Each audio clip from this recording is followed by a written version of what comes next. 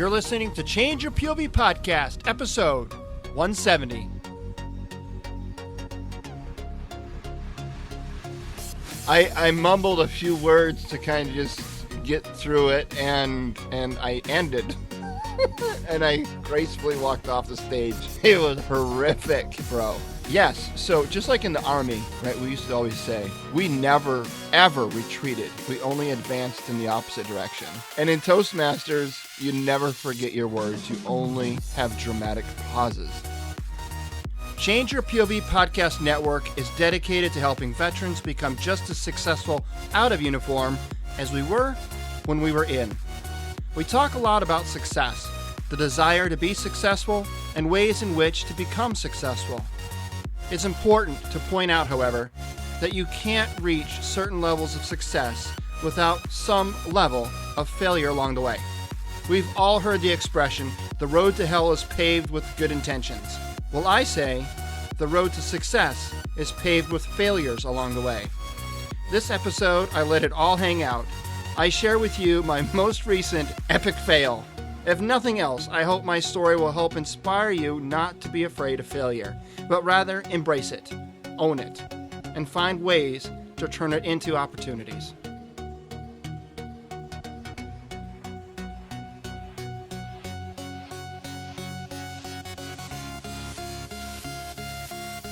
Hello, folks. Welcome to Change Your POV Podcast. This is your host, Eddie Lazary. And I'm Bennett Tan. And today, it's all about execution. We were recording this live on Be Live. The audio and the video will be available. Both will be available only over on Patreon, our Patreon page. So this is just the weekly audio episode of the podcast. So the podcast listeners out there, you will not get the full. I mean, we've been recording on Be Live now for. Where's the timer on this thing? About 10 minutes. Yeah, about 10 minutes. 15. Okay, so we've been kind of going back and forth for about 10, 15 Some minutes. bullshit temporaries happened as well. And we'll probably talk for a little bit after the recording. So if you want to get the full, unedited, unfiltered rendition of this show, then you'll have to check that out over on Patreon, which leads me to this week's sponsor before we get into our content today. And this week's sponsor, of course, is our Patreon page. We have some really, really big plans for the future, and we are asking you, yes, you, the listener, to be a part of it. We are military veterans trying to make a difference in the world in ways only we know how to do. We figured, what a better way to do that than to create a podcast, right? So Change Your POV Podcast was born. The ability to change your point of view, we discovered, was the secret ingredient needed to becoming as successful out of uniform as we were when we were in. We have some amazing sponsors and other affiliate programs that help to defer some costs of running the show, but we realized two things. One, in order to take our message as far as we possibly can, including hosting conferences, meetups, creating workshops, and to get better, to give back better to the veteran community, we need additional tools, training, and resources that, unfortunately, folks, cost money, like everything in this world, right? We also found that a lot of folks just want to support the work that we are doing without any strings attached, just because they love the content. And I think that's wicked cool. What do you think, Bennett? I think it's fantastic. Yeah, so Patreon now gives you the ability to support us. It gives you the ability to do just that. We don't expect or assume anyone to contribute in any way more than just being a loyal listener to the show. We really appreciate that all by itself, more than you'll ever know. But if you feel like contributing more, and to give back into this creative stuff that we're doing, Change Your POV has a great page over on Patreon. You can find more by going over to changeyourpov.com/Patreon, Patreon. And if you can't remember that spelling, because it is kind of a weird spelling, you can go to changeyourpov.com/take my money. It'll take you to the same place. But it'll be a video there where Bennett and I kind of describe the process of Patreon, what it is, how it works. There's 4 pledge levels: $1, $3, $5, and $10 a month. And And I do want to make. Should we do like a little soft announcement, Bennett, on kind of our plans for this network idea that we've got kicking around? No, I'd wait. Unless you want to, we can. Well, let's just do a little bit of We're it. still in the preliminary kind of. Yeah, we're in a Yeah, let's not go into specifics, but the network part we can talk about. So what we're tossing around here, folks, is the concept of So and I don't know how attuned the podcast listeners are to how some other podcasts work. Some podcasts out there belong to networks. So they are a podcast show that belongs to a conglomerate of other shows, all underneath the umbrella of a network, right? And I guess Heroes Media Group is a good example of that. Yeah, but they're more like because now we're into semantics with what not. So it's more like a group. So look at it more like Universal or like NBC Universal. Well, when you're thinking of bigger things, because they own NBC, they own TNT, TBS, all these different TV channels. Right? Yeah.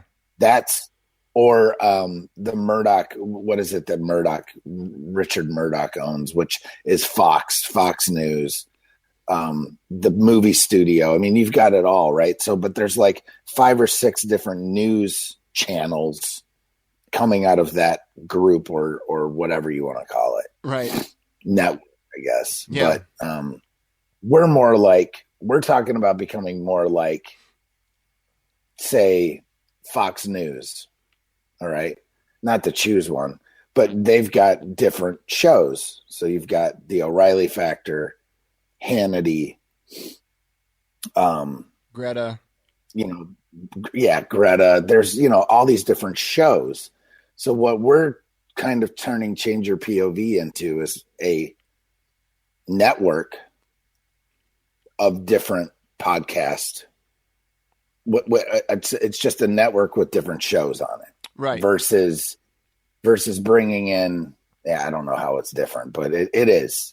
So it is different, Dan. What we're ultimately going to do is we're gonna try. Here's the pie in the sky, right? Here's the ultimate goal. The ultimate goal is to have a podcast show release every day of the week. So we already have Motivation Monday, right? Comes out every Monday, and it's its own show, right? Because it's got its own intent, it's got its own music, it's got its own intro, it's got its own kind of purpose, artwork, it's got its own everything. And we'll be adding the other hosts to the mix on that. Correct. Yes. And so what'll end up happening, what we're going to do is we've got somebody interested in doing potentially a weekly show every Tuesday. And it'll all still be on Change Your POV, so you don't have to go and download another podcast on your wherever you get your podcasts from. You won't have to go to another website. You won't have to go anywhere else. All you got to do is tune in on Tuesdays and be able to listen to it's niche, and we're doing like niched content. What I mean by that is we want each day of the week to be hosted by somebody different, talking about a different topic relative to the veteran community. And when I say veteran community, I'm talking about veterans, veteran spouses, veteran families, those that are impacted by veterans, those that are interested in dealing with those topics as it relates to veterans. So it kind of spans the gamut. And so we've got somebody lined up to do a show on Tuesdays, and we've got somebody else lined up to do shows on Wednesdays talking about some like totally different stuff. And we've already announced Jeff. So yeah, we already did. Yeah, so Jeff is going to be doing the Wednesdays, and his show is called Changing Hearts and Minds. And so if you go to the Change Your POV website right now at changeyourpov.com, at the top you'll see in the menu you'll see podcasts, and if you hover over that, there'll be a drop down. And before, it would just take you to one page where all of the podcast episodes would live. But now we're eventually going to create different rooms, I guess, different pages for each of these shows. And so Jeff has his own page right now. He's got his Changing Hearts and Minds page. So you can click on that and you can kind of see. I did put the episode that he interviewed on there. So he's got one episode on there right now. And then we've got the Motivation Monday page up. And we also have the Attack Friday page is up. And then when we bring on this new host for Tuesdays, he'll have his own page. And then we're eventually going to get into, we were actually kicking around the idea of doing like a Tactical Thursday, bringing on somebody that's already doing it somewhere. It's already in that space that talks about, outdoor living, hunting, fishing, guns, shooting, the whole gamut. We call them Geardos, right? So ultimately, that's kind of where we're going with it. That way, you can come to Change Your POV and tune into whatever shows kind of that suit your fancy, so to speak, I guess. And the first iteration will just shoot for the 5 days, right? The Monday through Friday. Yeah. But also too, I mean, for like Thursdays, or even if we were to expand to Saturday, Sunday, we've got, give us your thoughts. Mm-hmm. Give us some feedback and tell us what you would like to hear. And that's why, and we bring this up because in order to really do this, it would require us to increase our bandwidth on our hosting, which requires more money, folks. And this, like I said, we're not trying to raise money to become rich. We're trying to raise money so we can grow and expand and do some really cool things that, just quite frankly, I don't know anybody else doing what we're trying to do. I just don't. I listen to a lot of podcasts, and I just don't know of any other podcast that's doing kind of what we're doing, which is kind of exciting, So as my good friend Michael Penny would say, VA compensation isn't going as far as it used to. Right. So we need your help. Yes, we do. So there you go. That's probably the longest sponsor spot we've ever done. But it was more than a sponsor spot. It was an introduction to kind of what we've got going on, too. So this month is April, and we're talking about all things execution. And that's a broad topic, right? But what we really want to get down to the crux of it when we're talking about execution is, your ability to execute, your willingness and your drive and your motivation to execute. And execution can come in a gazillion ways, right? But it really comes down to, what is it that you want to do in your life, and what actions are you taking today to make that possible, right? Make it a reality. Yeah, one of the goals that I have, right? I'm very interested in public speaking. It's something that I already do, but it's something that I want to do more of. And whenever you're interested in doing anything, I think it's important that you should find ways to hone your craft, right? I mean, the most successful football player out there still has coaches, still has trainers. They still go to camp every season, and they still practice. Like LeBron James still shoots 100 free throws a day, right? Kind of thing. Yeah, exactly. So no matter what and you're doing, the best at their craft, usually the best ones at their craft, train the hardest. Yeah, all the time. It's not like, oh, you get there and then you stop. Right. Exactly. It's like whenever even in the military, when we have to do the better shot you want to be, the more you need to go shoot. Yep. The better at tactics you want to be, the more you go out and practice those tactics. Right. It's common sense.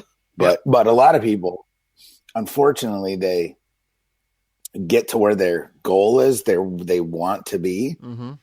and they stop because they're like, oh, I've made it. And then that's why you have actors that were big in the 90s, right? Mm-hmm. Like, this is just an example. Actors that were big in the 90s that all of a sudden they made 10 freaking movies in a row, and they got paid like $10 million bucks a piece, and then all of a sudden nobody wants them anymore. Mm-hmm. It's because times have moved on and they haven't moved on with the times. So that's execution as well. It's all rolled in. It's freaking good stuff. I mean, it's true for bands. A lot of we refer to them now as one-hit wonders, right? Yeah, right. And it's unfortunate because a lot of people out there, once they achieve their quote unquote goal or objective, they stop, and they no longer become relevant in the space or the work that they're doing, which is kind of sad.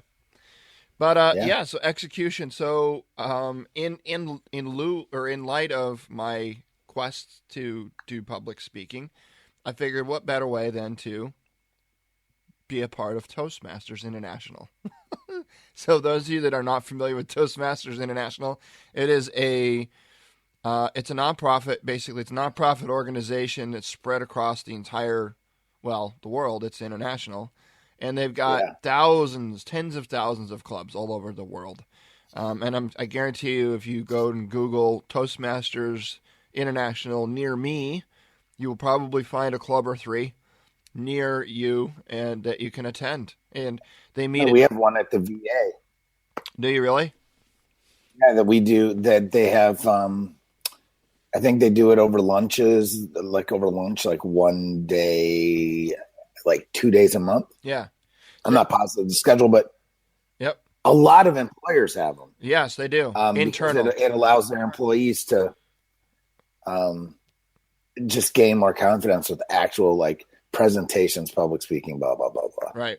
And so some clubs are closed executive clubs, like you said, like are within like organizations or companies.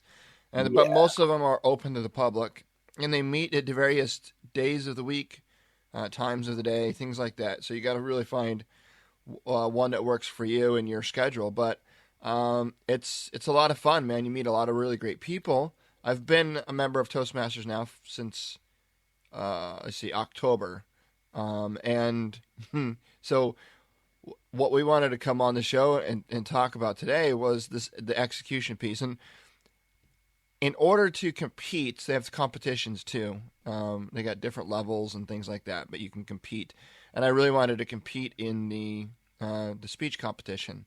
And in order to speak at the competition, you need to be a member of good standing. Means you've got to have you got to be current in your dues, right? Your monthly dues, whatever it is, and and you have to have completed 6 evaluated speeches. And so I was really striving hard to get 6 speeches done between when I joined in October and when the speech competition happened this last Friday. And so that's kind of where we're going to go with this.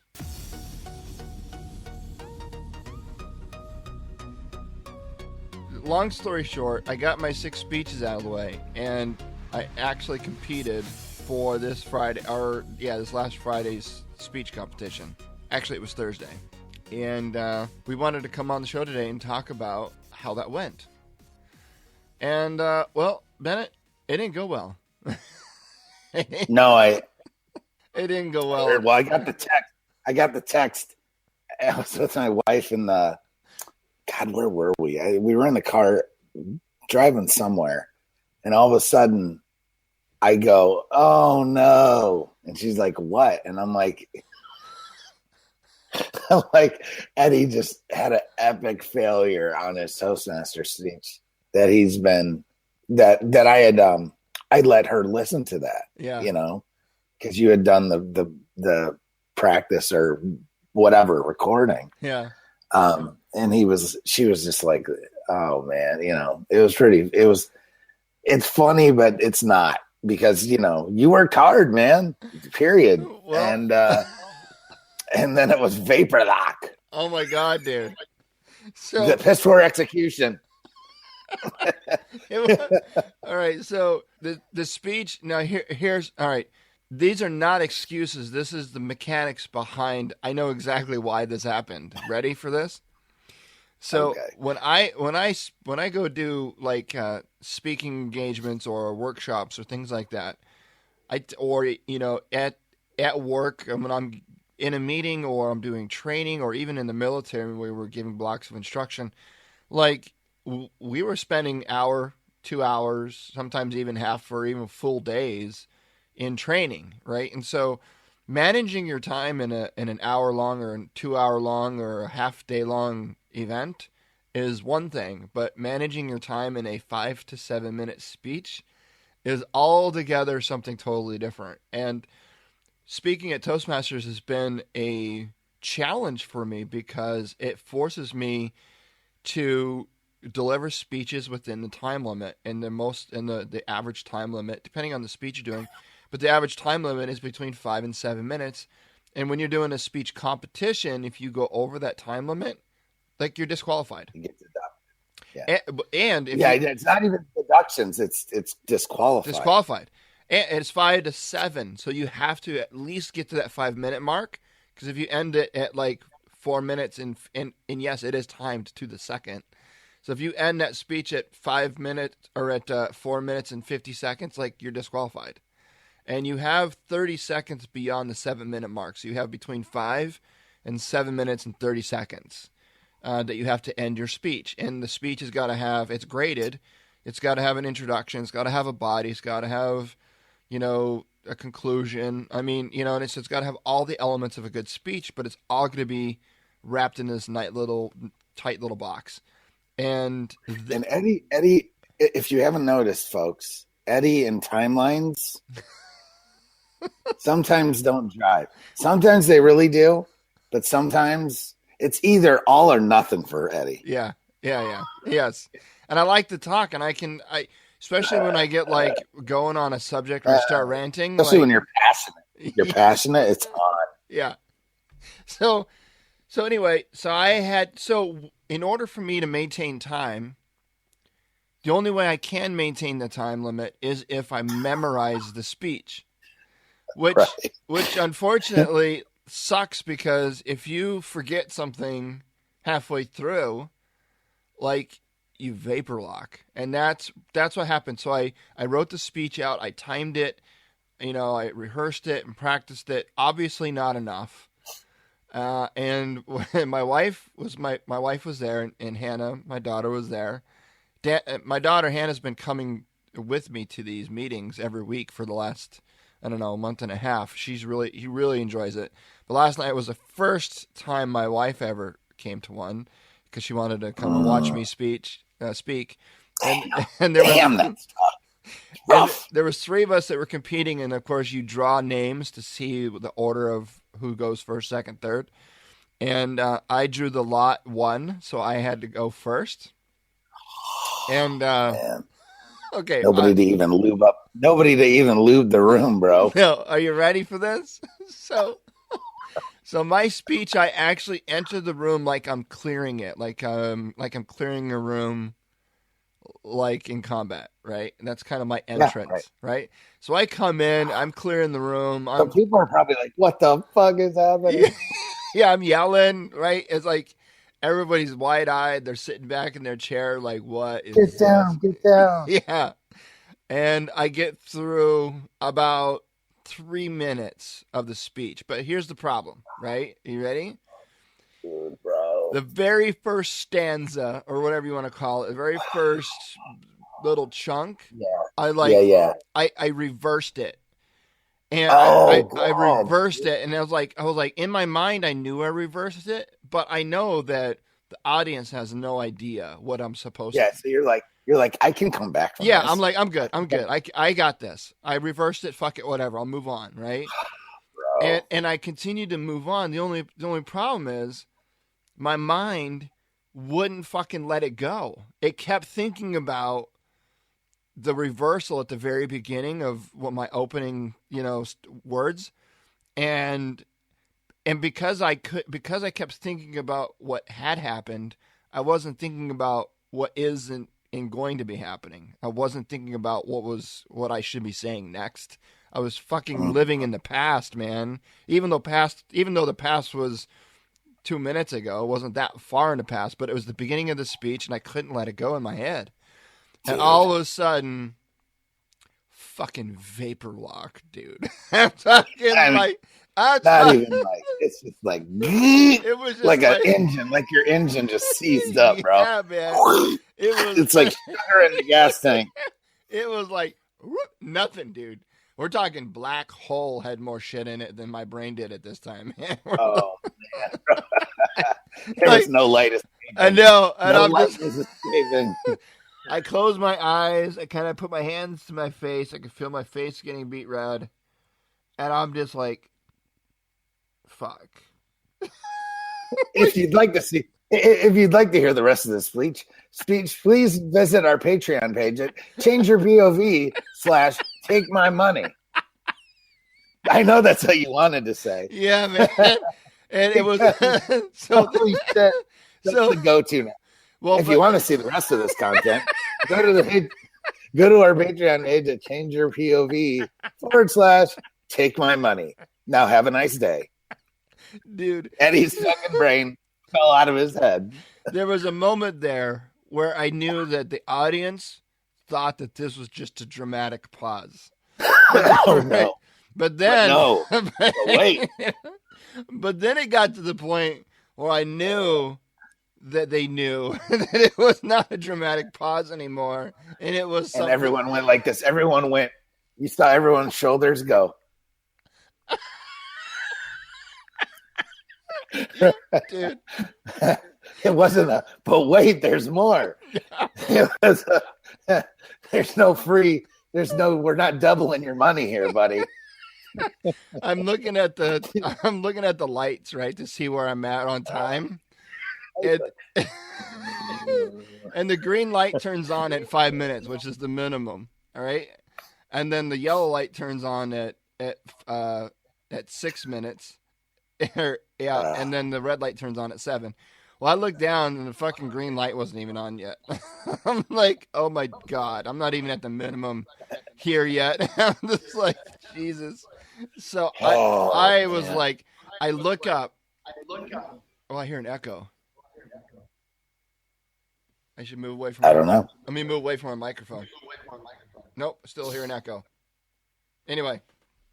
It's weird. So I look up my wife and my daughter. You do have a little bit of a lag. Okay. But it comes in and out, and that's got to be your router. Yeah, I'm sure it is. So we're hooking Eddie up with a new router, folks. It's good. But yeah, awesome. For you Patreon folks that are watching this, there's a little bit of a lag sometimes. So yeah.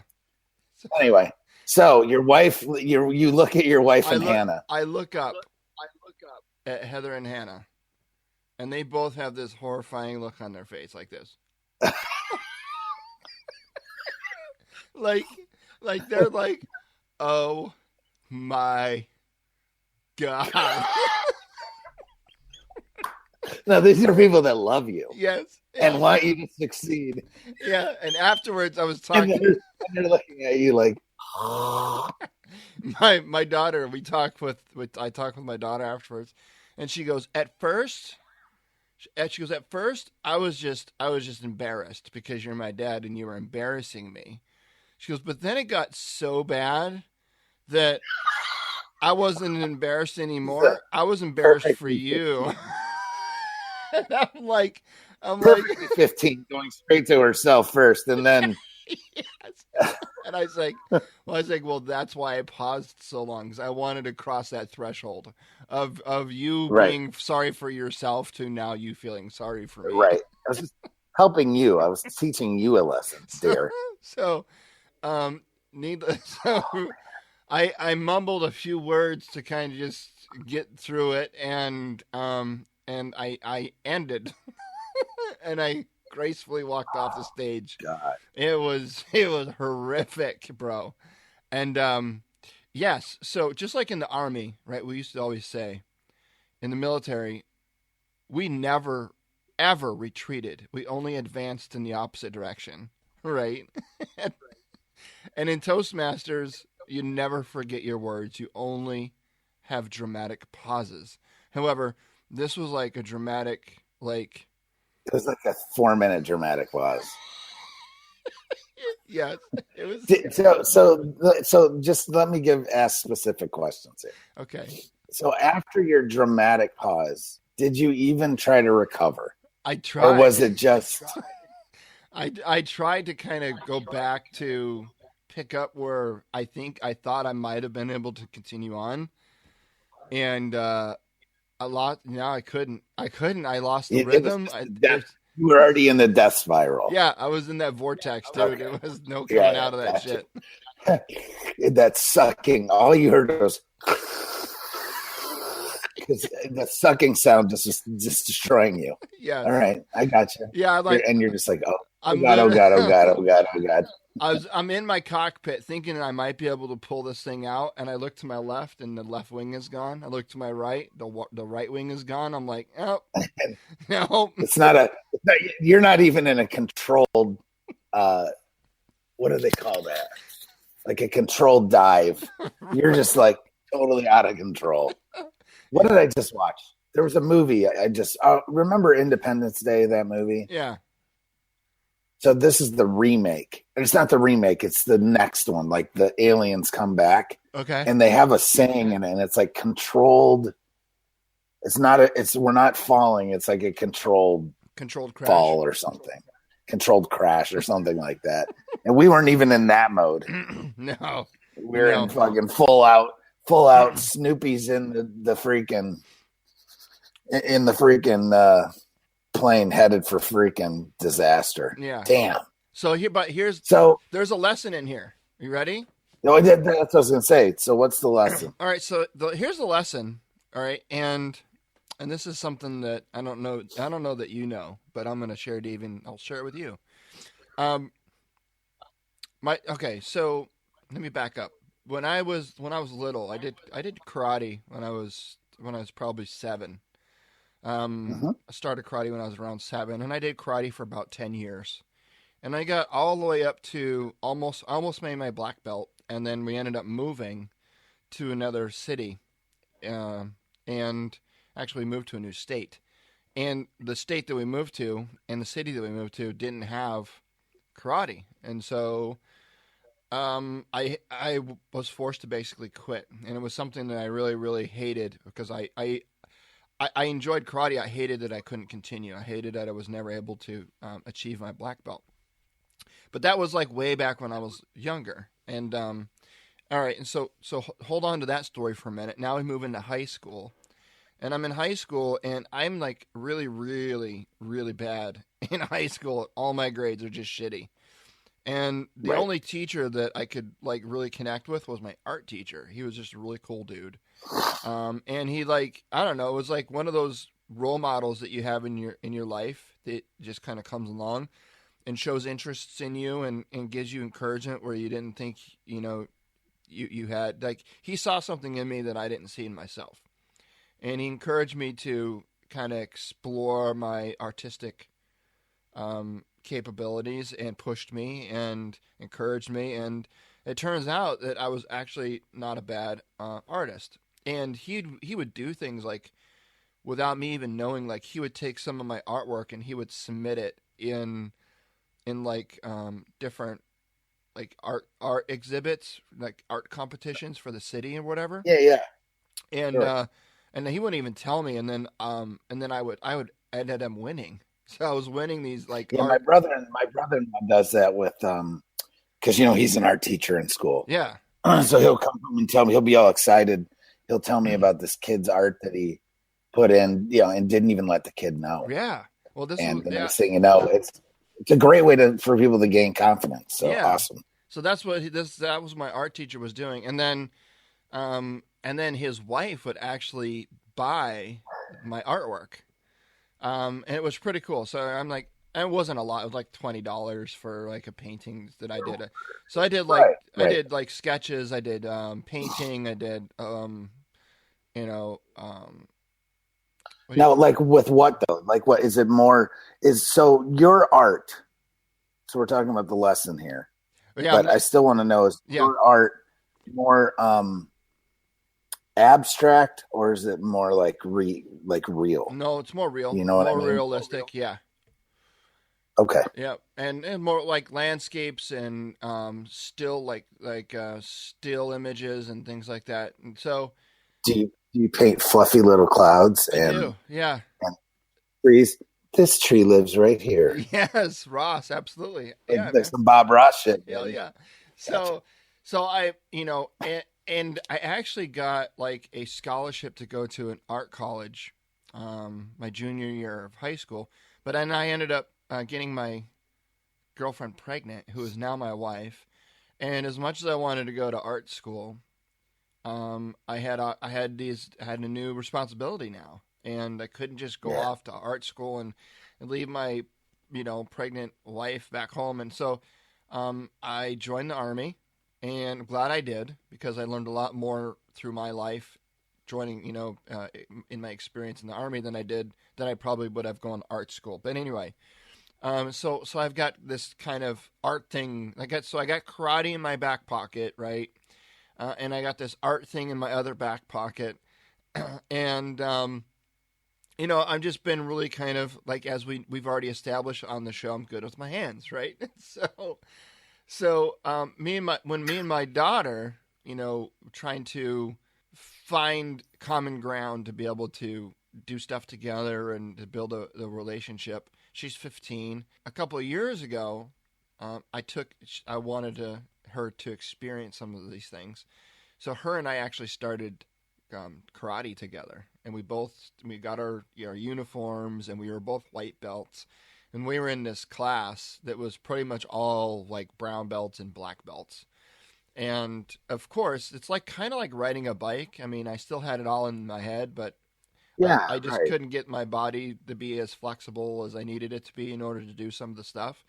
But like, I mean, doing a jumping, spinning, jumping roundhouse kick and things like that, I was actually not that bad. I was getting it done.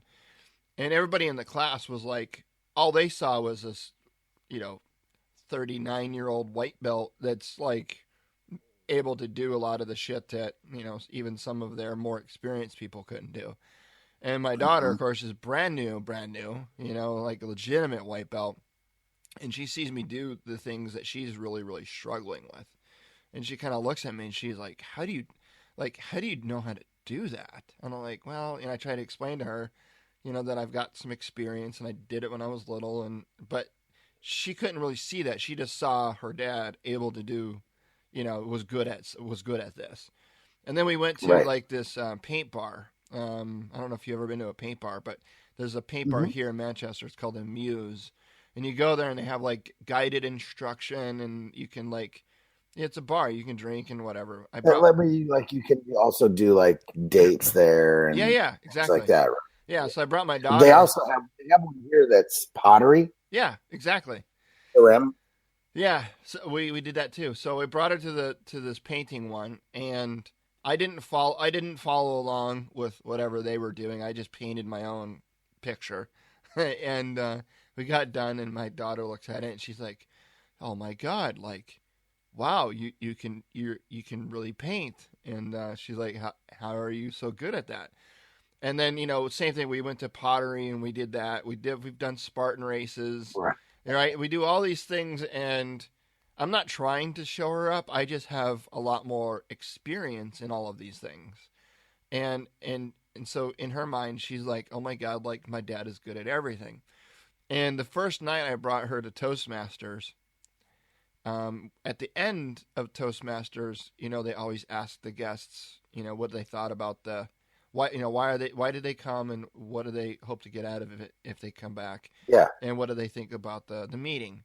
And the very first night, my daughter went with me, and she said to everybody, she's like, I'm coming to just check it out, and my goal, and this is what she said now, she goes, my goal is to finally see my dad fail at something. That's what she said. And, wow. And of course, everybody kind of chuckled, and I chuckled too.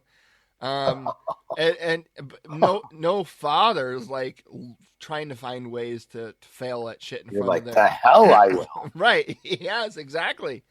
And so the speech competition, it was truly and honestly the first time my daughter really seen me fail at something, like epic fail, like, oh my God, that wasn't even close to good, right? And so we went out to dinner afterwards, and we laughed about it. I mean, we talked about it and laughed about it. We were all still embarrassed. Like the three of us in the restaurant all have bright red faces. Just it was a great time. And but I realized that I now have a unique opportunity as her father to teach her an incredible lesson, and that is to teach her how to fail. right? Because it isn't about the failure. It's about what you do afterwards. And telling your children, oh, don't worry, pick yourself up and dust yourself off. And, oh, don't worry, it'll get better. And, just keep on trying. And that's all that matters, that you tried. And I mean, we say these things to our children all the time, but to actually show them how to do something like that, how to fail, when you have the opportunity to show your children how to fail successfully and be graceful about it and turn it into a learning lesson, that's a huge opportunity. And the guy that won, I sent him a message and I congratulated him on the win. I was really excited for him. He's also going to be probably voted in as our next president of the club when we do elections. Really great guy. He's an experienced Toastmaster. He comes from Las Vegas. And I was like, hey, man, great, good job. And he writes me back and he says, you did a good job too, and all this. And I wrote it back. I was like, no, man, like that was a train wreck. It was an epic fail. Right. And I was like, and I'm perfectly okay with that. And he comes back. He's like, oh no, you tried, you didn't fail. And I was like, no, like, listen. And here's the other part of this message I want to get out there. It's like, no, you don't take this away from me. Don't take my failure from me. Don't sit there and try to tell me that it's okay. And like, no. Like, why are we so scared of failure? To fail. Right. Right. Like, nobody wants to talk about it. They're like, oh, no. Oh, you didn't fail. Oh, it's like, yes, I did. Everyone knows that I did. Yes, I did. And I am on fire right now. That's how bad I failed. Yes. And I'm just, can we just call it, can't call a spade, man. Right. So that, let me ask. Just somebody gets butt hurt. That's the thing, right? Why are we so scared to fail? And two, why can't we just own it when we do? And that's the thing, right? I think because we make failure such a stigma and we don't talk about it and we try to soften the blow and we try to beat around it and we try to make it easier than it really is and we try to sugarcoat the shit. And then we wonder why we don't try new things. We wonder why, we get anxiety anytime it's because we are now living in this world where it's not okay to fail. Like, all you hear about is how to succeed and to be successful and teach your kids how to, when was the last time? Yeah. When was the last time you actively found ways to teach your children how to fail? Like, Jesus, somebody listening to this right now might think that's like an anti-good parenting strategy, right? Child abuse. So it's like child abuse. Right. Like, no, all right. So in adult life, especially in business, and I think most business folks get this, at least I should say entrepreneurs definitely get it.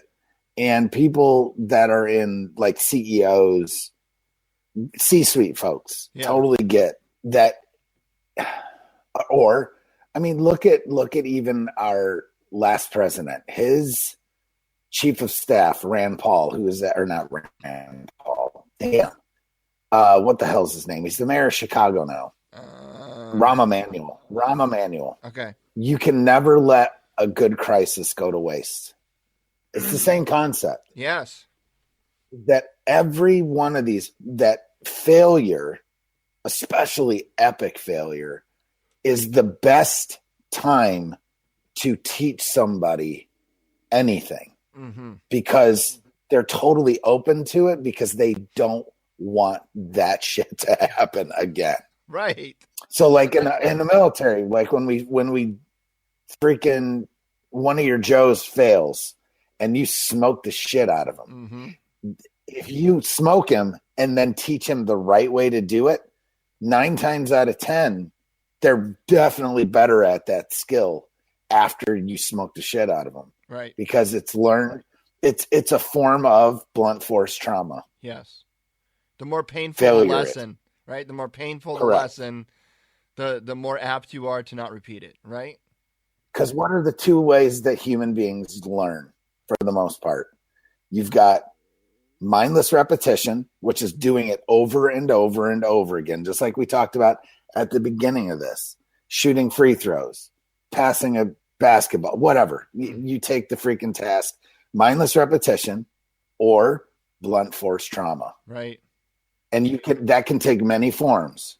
And failure is a form of blunt force trauma. Yep. So if you fail and you don't want to fail again, you learn how to do that shit right. Right. That's right. Before you do it again. Yep. Or you fail and then you just fail epically because you never do it again. Mm-hmm. But that's a choice. Right. You know, mindless repetition, blunt force trauma. And my daughter said, if that was me, I would have left and never came back. Your daughter? Yeah. And I was like, and my wife both said that. You know, if that were me up there and that had happened to me, I would have left and never come back. And I'm like, okay, good. Perfect. Because this coming Thursday, we're going back. You know what I mean? And, yeah. And we're like, going it. And like I said, you know, I failed and I own it. Like, I don't want anyone to tell me that I did a good job and, at least I tried. Okay, those are all fine and dandy. But you know what? I failed. Let me own this shit because this is a unique opportunity to teach my daughter. You know what? Frankly, it's a unique opportunity to teach every single one of those people at Toastmasters, including the guy who won, that no, it's not okay to just be like, you did no, you were good. There was this and there was that. It's like, oh, everyone wants to see the brighter side. But sometimes you need to see that dark, dank, nasty place because it makes you stronger in the end. Right. And that you need to kind of maybe do your next toast, your next speech about how the lessons learned from your last this big failure. Yeah. And literally use it as a teaching lesson for the world to show this is real poignant, you know, and this is, you know, how many of you, and ask them that question, how many of you would have been like, yeah, I just can't come back, or, you know what I mean? Like there's a lot of people, or they would be very uncomfortable. You're not even uncomfortable about it. You're like, yep, let's go. Let's do this again. Yep. Let me get right back on the horse. You have to, man. Because that's just how we are. Yep. But that's because we also get it. Right. A lot of people don't. It was like, I remember in Iraq when we lost our first soldier, Justin Johnson, on April 10th, 2004, which is only 9 days from now, will be the anniversary of his death. And you know, April 10th is my wedding anniversary. So is it? Jesus. Oh, sorry, man. Thanks. Yeah. I'm just kidding. And yeah, April 10th and 2004, Justin Johnson, you know, we were out on the route. We got hit by an IED, and I'll have to tell the story in more detail later. But we were under basically an ambush, an attack. Part of the city went into this uprising, and we got back to the fob to grab another vehicle, and we had to roll back out. And I just remember my driver my gunner came down off the truck, and he was just completely, like, he was really good friends with the guy with Johnson that died. You know, they were single soldiers in the barracks, like, so they had that whole experience. I was a non-commissioned officer living off post with my wife, so you know, it's a different kind of relationship. Different bond. Yeah. And but you know, this is one of his best friends, and now he's gone. And my gunner was completely like a mess, mentally, emotionally, like just undone. He was a wreck. And I didn't blame him. I mean, it's emotion, dude. Sometimes it's hard to check your emotions at the door, man, especially when you go through something like that. And normally I would have just let him have his moment, but I knew that, like, in the next 5 minutes after we got another truck, you know, geared, ready to go, like, we were back out on the route, and he was my gunner, and I'm the lead truck. Like, the gunner of a lead truck is like an important fucking position, man, for the whole squad. Right. And I needed his head back in the fucking game, man. And I don't remember exactly all that I said to him, but I was just like, dude, listen, we got to roll back out. You know, that whole idea of getting back on the horse. And I think that was the best thing that happened to us, is to just get right back out there. I think if we had experienced that and just came back to our fob and just, and let it all sink in. yeah, and had like a lot of downtime to let it kind of fester. I think it would have been much, much harder the next time we had a rollout. But because we went right back out there when it was still really fresh and you know what I mean, and raw, it allowed us to kind of come to terms and come to grips with the reality of what combat and what war was. And I think this is no different, right? Getting back up on that. And that's the thing. Like, I've talked to people that struggle with like alcoholism or drug addiction or things like that. And I'm sure you have too. And you ask the questions, it's like, do you want to live this way? And a lot of them say no. And it's like, well, why do you not want help yet? And I've had people tell me, and this is, I mean, call it wrong, call it whatever you want. But I've had people look at me and say, because I haven't hit rock bottom yet. And it's that ultimate low. It's that I haven't felt the most pain I could possibly feel that will impact the change that I'm looking for in my life. And the question then becomes, do we have to get to that point? Or can we take where we are now and let that be enough? You know what I mean? So there's a lot of takeaways here in this. And I we'll wrap it up because we're out of time now. But I guess the biggest takeaway is, one, it's about execution. It's about starting. Stop talking and start doing. And don't make perfect the enemy of good. Just get out there and do it. Number one. And number two, realize that failure is part of the process. You are not going to get better at anything you want to do in life without failing at it. And if you continuously move through life without failing, then quite frankly, you're just not pushing your limits far enough or hard enough. You're not trying to achieve more in your life if you're not failing. And then let's be honest, folks. Success is a shitty teacher. It just is. When was the last time you completely succeeded at something and sat back and said, wow, I learned so much? You know what I mean? It just doesn't happen. Never. So something just popped up on my 1 year ago, and I don't know if you made this graphic or if I did, but it's something that was said on one of our shows. Kind of funny because it's like we're talking about execution, and this literally 10 minutes ago popped up in my news feed on Facebook. And it's, nobody owns, especially in business. Nobody owns ideas, especially in business. The key to your success is doing it better. Better insight, better guests, content. Commit to doing it well, but do not just talk about it. General George S. Patton said, a good plan violently executed right now is far better than a perfect plan executed next week. You may not have some things perfect, but if you strive at being the best and you're always learning so you can do it better, you will succeed. Lastly, the only way to move forward is to move forward. Mm-hmm. Have a great day. That's awesome, man. That's all about execution. Hell yeah. So, and I cannot. I know that came from us, but I don't know where. Yeah. So I don't know what piece of content that came out of, but we made an infographic out of it. It's right there. That's awesome. I love it. And I just posted it on Change Your POV. So hell yeah.